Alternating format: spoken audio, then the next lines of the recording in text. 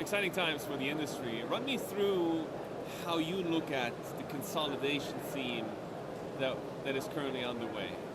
Well, how deep and how far is it going to go? I can't predict how deep and how far, but I can understand the rationale behind it. If you look at studies made, this is a global phenomenon, not just locally.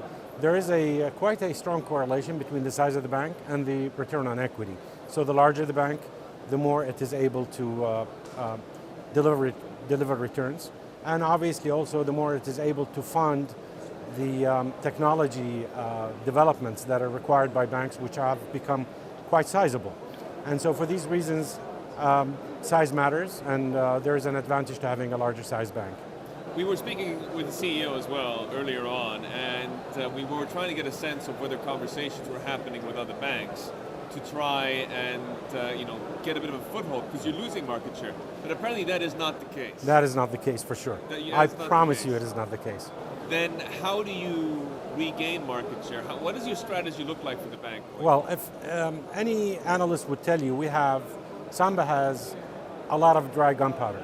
So we can do a lot of organic growth without having to tap to markets or do anything that's out of the ordinary. Number one. Number two, we have a great brand, and we believe, Ronnie and I both believe that we could leverage that brand to deliver growth both in terms of lending and in terms of asset accumulation and deposit accumulation because of that brand and that network. And so we need to focus on that for the time being. It would be a distraction to focus on anything else for the time being. If you could point out one catalyst that might help unlock a lot of value towards your bottom line, what would it be? Our loan-to-deposit ratio is under 70%. All other banks are above 85%.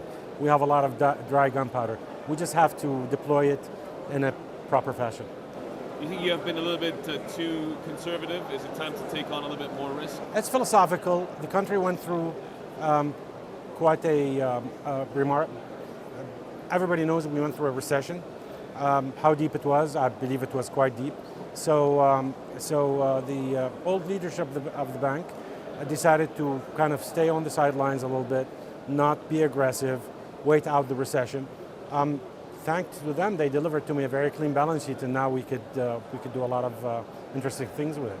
And what's your outlook for the Saudi economy at the moment? You were talking about the recession that Saudi Arabia is clawing itself out of. Yes. Are you confident that this is going to trickle through into consumer demand, into spending, into mortgages and all that? I believe so.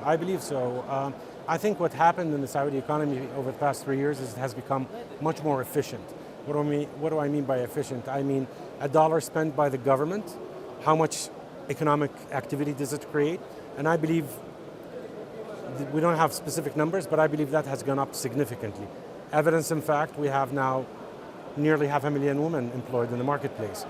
Whatever salaries they're making, this is being spent locally on consumable goods, on fashion, whatever you want to call it. So all that money is being recirculated in the economy. I believe the amount of money that's being recirculated is increasing. So once people start spending again, we will see quite a nice uptick in the economy.